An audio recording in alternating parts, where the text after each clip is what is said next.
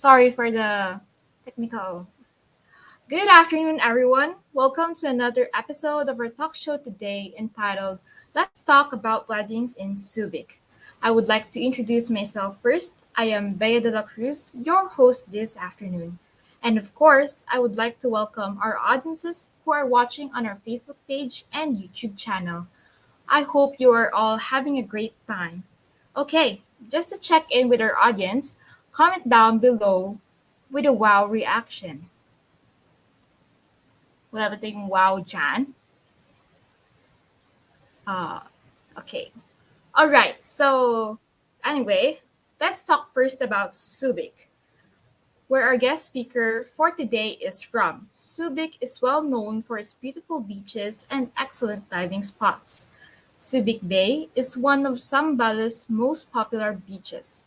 It caters to all types of travelers because there are a variety of options available, ranging from low cost to high end resorts.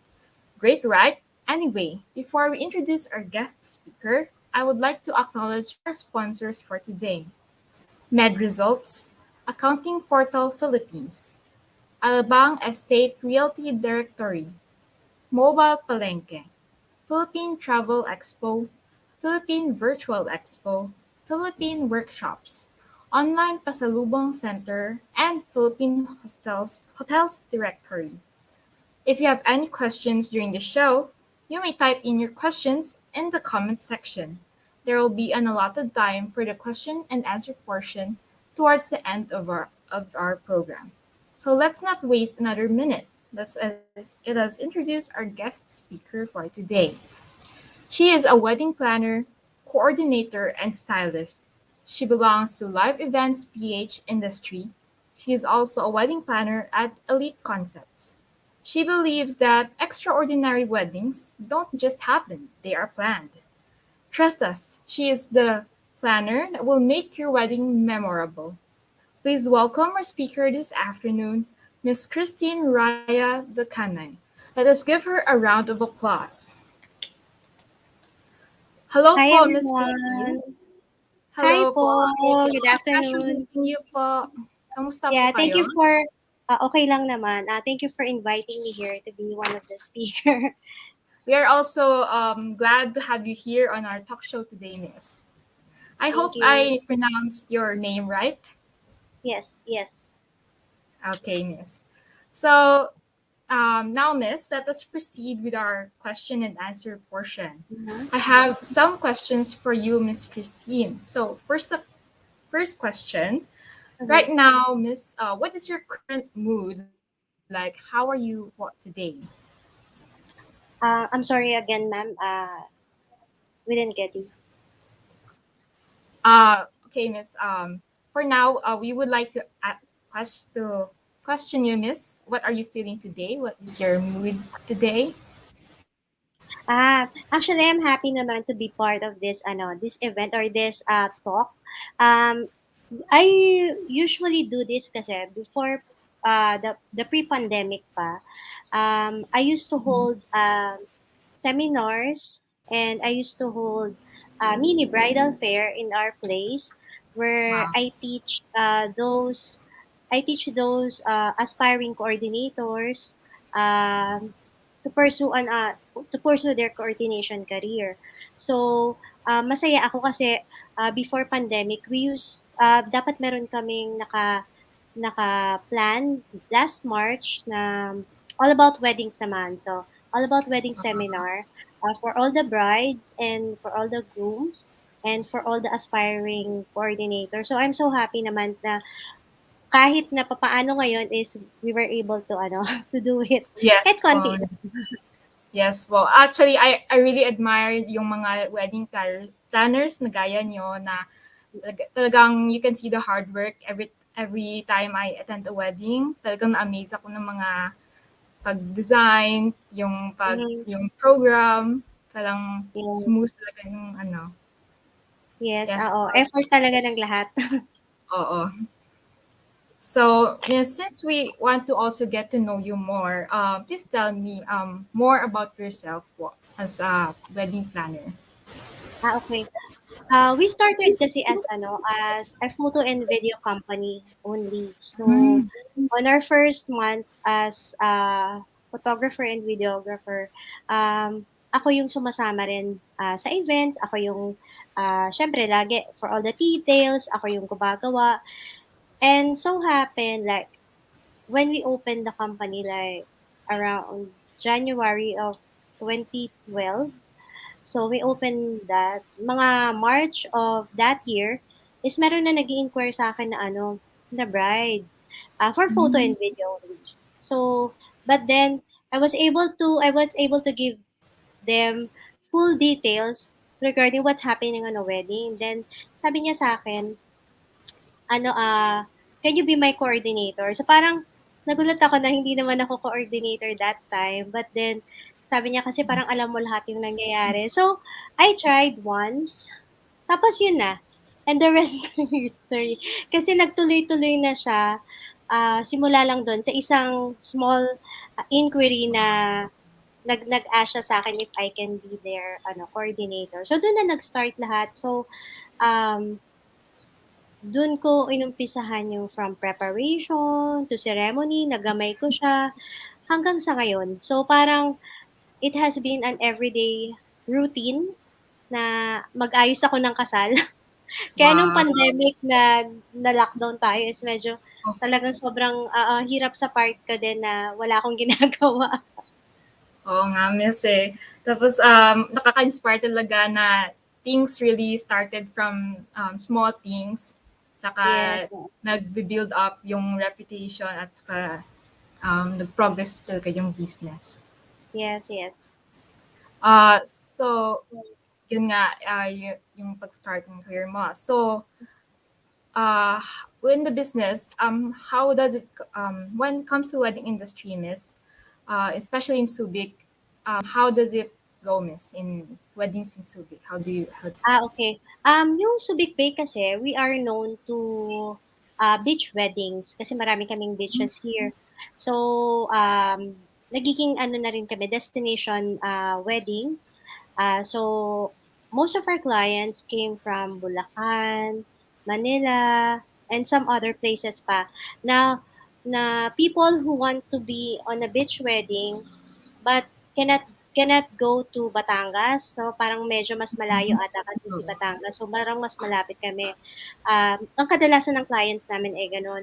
So, we are a safe place according to our clients. We are a safe place to do weddings because kasi when you enter the Subic Bay Freeport Zone, right? mm-hmm. So, may mga security Oo. and everything. Parang, aside from wedding, so most of our guests or clients, they invite their guests here and then after the wedding, they can do more things than the wedding. So, they can do duty-free shopping and they can do other stuff like they can go to the zoo, to the beaches, like that. So it's not just a wedding destination, but a tourism attraction, really. I agree, miss, that Subic is really beautiful, and Mhm. as me, I personally, I want to go there. Hindi pa ako Mm. nakapunta doon. Hindi pa? Invite ka namin dito. Sige po. Because I heard that it's really beautiful there, and oo nga, yung mga beach weddings talagang maganda at maraming pwedeng gawin sa Subic. Yes. Yes po. So, talking about Subic po, is there any wedding culture in Subic you can Okay. share? For Subic Bay Freeport Zone alone is we usually adapt what the client's culture is. So for example, if a client Mhm. is from Bulacan, so they could always adopt their culture here. So for regarding wedding, so if they are from Batangas or if they're from Pampanga, they can always do we can always adapt with their cultures.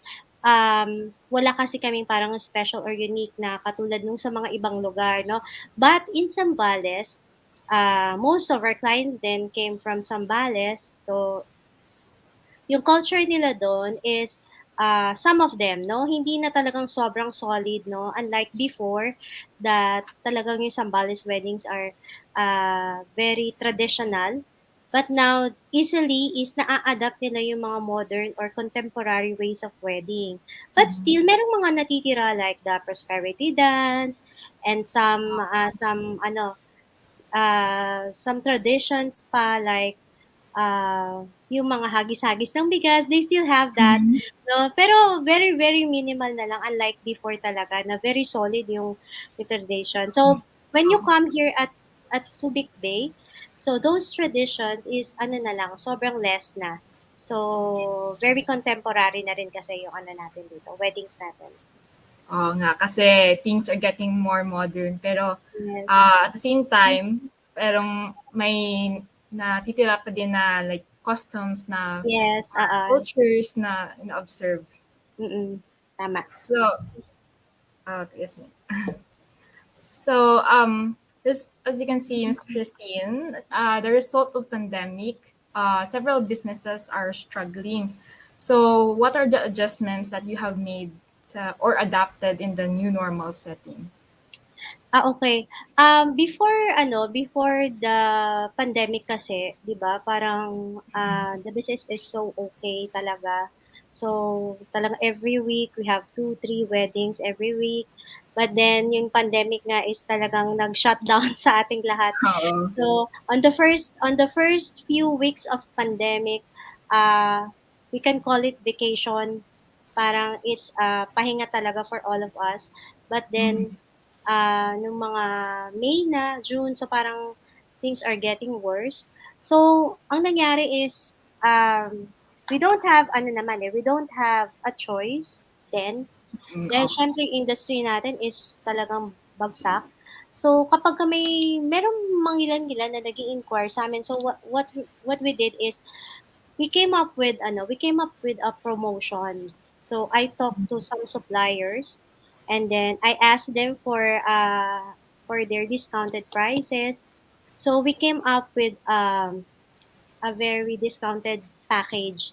So that's what we sell that time. Mm. So that the industry lang is gumalaw. So parang Oh, hindi lang naman tayo kasi we understand naman na no one can afford a big wedding that time, 'di ba? Kasi siyempre everyone is natatakot and nagtitipid. oo. So we adapt with that change. No, nag-come up kami with a very very discounted package. And some are happy, some are not. Siyempre, 'di ba? If you have a Yes po. family to feed, and you have bills to pay, you will not be that Kailangan choosy. mag-ano. You Oo, will not be kailangan just, you will not be that choosy on that time na kailangan I have to go with my standards na this is my price and ito dapat yung masunod, parang gano'n. So at that time we cannot really do that. So gano'n yung ginawa namin to cope. So luckily meron nagbo-book sa'min kahit pa isa-isa. So, parang like July of 2020 meron na kaming isang wedding, so sunod-sunod na. So, at least nakikita na tayo sa circulation of events, 'di ba? Para kahit na medyo maliit, but the thing is 'pag ito kasi yung trabaho mo, hahanap-hanapin mo talaga, eh. So, yes po. parang Talagang it is your passion to do weddings tapos suddenly na-shutdown ka. So, parang kahit small weddings lang, so you are happy to do it, parang gano'n. So, yun yung ginawa namin ng pandemic naman. because your passion talaga is aside from Mm, like being a wedding planner as your business, mhm. your passion talaga is to really help the people, especially to yung mga couples na matupad yung Yes, dream wedding nila kahit mm. nasa And I pandemic na 'to. mm. And we understand too that yung mga couples natin na na-cancelan sila ng event or Mhm. nagkaroon ng postponement or movement, it was very heartbreaking for those clients naman na parang napaghandaan na nila but then Oo. nag-shutdown nga tayo. So, kapag bumabalik sila sa amin with, some customization, pumapayag kami kasi Mhm. it's their wedding and we would be very glad to help them naman. Yes. And then the satisfaction talaga sa huli, parang Yes, it feels oo. good na matupad mo Mm. yung dream wedding nila. And Yes, you're tama. so very creative po, miss, na even in this pandemic na nakaano ka pa rin, naka-adapt ka pa rin sa business mo. At ano, Mm. sana matapos na 'tong COVID na 'to para lahat balik na sa dati. Oo nga, eh, tama. Yun Oo. nga. Uh, so, miss, in your job, what surprised you the most? Yung pinaka-exciting, yung ano sa'yo? Actually, siguro I would say, not surprise ang gagamitin kong term, but what amazed me is that I get to deal with different people. So, talagang iba-iba. So, parang like we have the same weddings, for example. For example, we have clients, but different clients, but they Opo. have the same theme, they have the same motive, but uh, on their wedding day, kahit na sabihin mong they have the same set of suppliers, iba-iba pa rin yung ano, what amazed me is that iba-iba pa rin talaga yung ano, yung mismong wedding. It is very distinct. So I am amazed na kahit na parang templated na yung ginagawa natin as wedding planner kasi nga araw-araw mong ginagawa and very often mong ginagawa yung mga bagay-bagay. But then, what amazed me is that iba-iba pa rin talaga yung ano, iba-iba pa rin yung adaptation of the wedding. So, Mm-hmm. kaya nga sinasabi ko din sa mga clients ko or sa mga couples ko na, um, parang if they want halimbawa, for example, in styling, they want the same peg, just like my Mm-hmm. previous wedding. So, I don't hinder them much. So, I will just tweak. So, parang sinasabi ko na pwedeng, okay din yan, but let's tweak a little, ganon. Opo. Kasi parang ang lagi ko sinusunod is yung gusto ng Yes. couple. Oo, so Mm-hmm. parang kung ano yung gusto nila, yun yung masusunod. So, yun yung nakaka-amaze kasi ano, iba-iba talaga yung weddings, iba-iba. Kahit na sabihin mong may pagkakaparehas sila sa mga ibang bagay, sa suppliers, but then each wedding is very unique. Yan.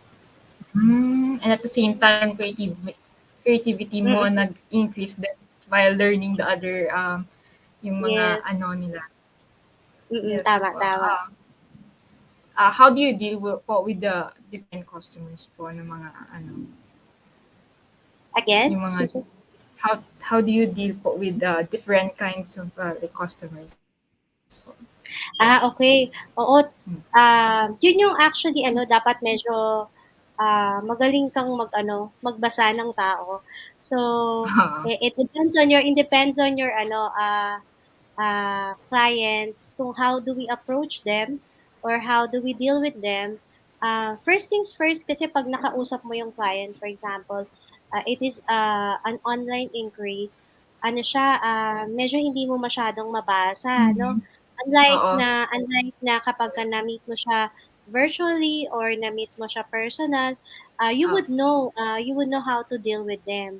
So, most of our clients naman, ganun, I made sure naman that I make them comfortable with me. Yun yung unang-una ko with them um kasi 'di ba I'll be doing their dream wedding. I'll be doing the biggest moment in their life, biggest event in their Mhm. life. So dapat komportable sila sa akin. So Oo. yun yung lagi kong sinasabi, and I have kailangan din na makuha natin yung trust nila, na Oo. kailangan mapagtiwalaan tayo ng client, 'di ba? Kasi if Oo. not, things will not go along, 'di ba? So, parang hindi magiging smooth yung ano.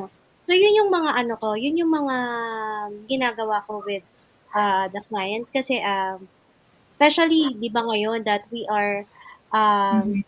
hearing news na may mga na-scam na Opo. couples, 'di ba? Opo. Marami, and nasisira talaga yung pangalan ng mga some of the wedding Mga planners na na katulad natin na we were not like them, pero siyempre as yung iba kasi gine-generalize, 'di ba? Parang generalize opo, as wedding opo. planner. Yeah, I have client kasi sinasabi nila, "Don't get a wedding planner kasi mga manloloko yan." So Um, nakakasakit naman yun. So what I do is, I have to get their trust. They have to be Mm-hmm. comfortable with me, especially kasi wedding planners, normally you get, they have to pay you a down payment, they have to Mm-hmm. deal with you regarding finances, 'di ba? So, ano lang, I don't get much down payment, 'di ba? So parang I want to show first, gusto ko magpakita muna ako ano yung kaya kong gawin, ano yung Oo. gagawin ko sa kasal mo bago mo ako bayaran. Actually, Oo nga pala. actually, yung mga clients ko nga, this past November to January weddings, no? Parang pinipilit nila Opo. ako, magbayad na kayo. No, sabi ko, tapos.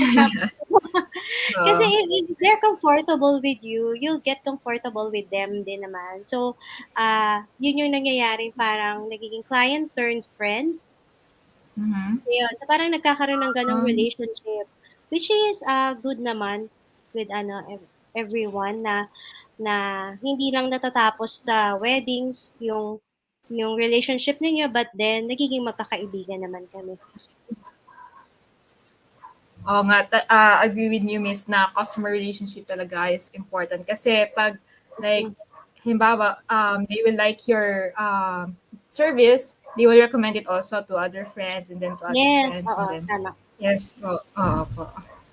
Uh, so, throughout the process po sa successful life mo, meron bang mga tao an, yung reason na bakit kayo nandito ngayon o yung people na you want to thank for like where you are now?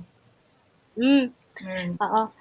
First of all, siyempre, I owe it all to God, 'no? Lahat naman is, because of Him. So, wala naman lahat ng ito if without Him, 'di ba? So, next is siyempre yung aking pamilya, 'no? So, Mhm. parang, they're always behind me, they're always supporting me, mula pa nung umpisa, 'no? Kaya Mm. hanggang sa ngayon naman. Actually, nanonood nga sila ngayon. Wow. And then yung colleagues ko, mga co-suppliers, so yan, sila naman talaga yung ano, sila yung mga talagang pinapasalamatan ko. Um, lahat ng mga lahat ng team ko sa wedding. So sila talaga yung very thankful ako kasi it is important that you're not only kind to your clients, no? Not only for your clients, but you have to be kind with your Mhm. co-suppliers also. Because we share the Yes. same we share the equal effort for every successful wedding. So parang Yes. kahit na sabihin mong yung iba parang sinasabi nila, no, I just naglagay lang naman ako ng upuan, or like naggawa lang naman ako ng buttonniere. So parang gano'n, Opo. parang sobrang liit naman ng ano ko, hindi naghawak lang ako ng gown ni bride. So parang no, we share the same effort for every successful wedding. So I always thank all the suppliers, lahat-lahat sila, mula sa pinakamalaki hanggang sa pinakamaliit na ginagawa. I owe it all to them. Kaya nga 'pag sinasabi ni client na, number one, nagte-thank you is sa akin lang, 'no, sinasabi ko na it's for the whole team, it's a team effort, ah, to make a successful wedding. Wow. Kaka-inspire Mm, naman yan. Oo nga, we need to also trust those yung mga behind nung success natin talaga. yes Lalo na po. yung mga suppliers at yung mga ano, especially yung mga customers and yeah. Mm. Uh, now, Miss, the stage is yours po. You are free to promote po your business or Okay. your, Sige po, thank you. We are a Subic-based wedding planner and stylist. So we do cater po Subic, Bataan, and Zambales weddings. But we also do weddings in Pampanga, in some parts of the country if may nag-i-inquire din naman or may kumukuha sa amin. Um, we do styling and we do planning and coordination. So we have wedding packages to offer. So, ang mga in-offer naming packages can be customized according to the client's preference. So, basta ako laging client's preference ako. If you want this, then we'll do this. So, if it's not possible, sige, magsasuggest ako. Parang gano'n. But it's the client's wedding, so sila yung masusunod sa wedding nila. Mhm. So, yun yung lagi kong ano, sinasabi. And katulad nga nung nabanggit mo kanina, dream weddings are don't just happen, it is planned. So in our company, this is our full-time job. So Mhm. we make sure na when you book us is that we will be able to assist you and we will be able to help you all throughout until the wedding day. Actually, even post wedding. So I do assistance. Ah, um, okay. Uh, Thank you, Miss Christine, for giving some of your precious time today with us and sharing your wonderful stories and tips and very inspiring insights. But we're not done yet. Let's just have a quick commercial break.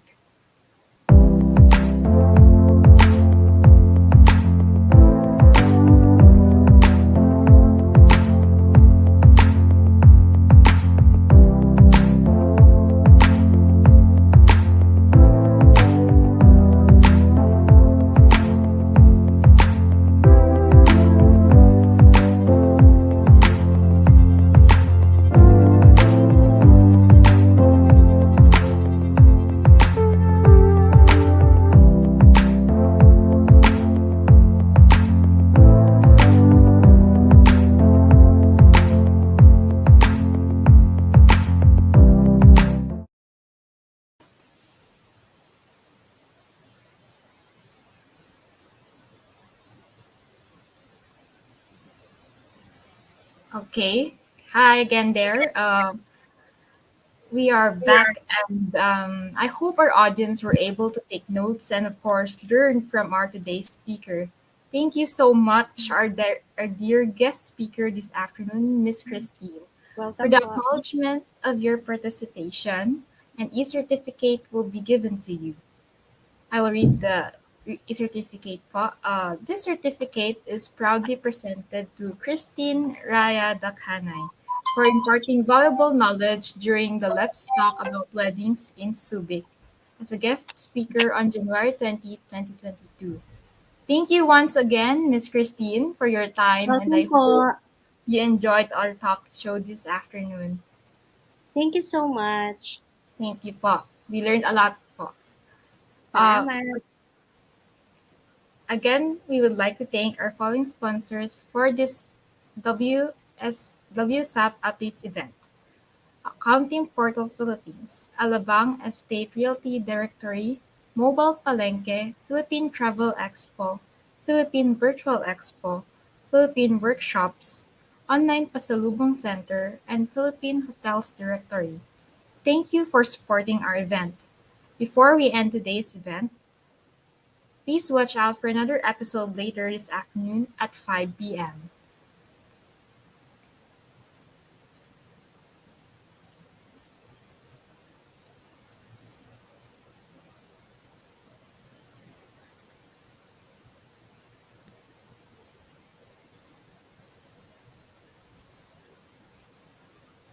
We would also like to promote the Wedding Suppliers Association of the Philippines Incorporated membership. Be a proud member. If you're still not a member, what are you waiting for? Visit our main Facebook page and directly message us for your inquiries. On behalf of WSEP, thank you everyone for joining us, and of course to our guest speaker this afternoon, Miss Christine. Once again, I am Bea de la Cruz, now signing off. Thank you for your time, keep safe, and have a great afternoon, everyone.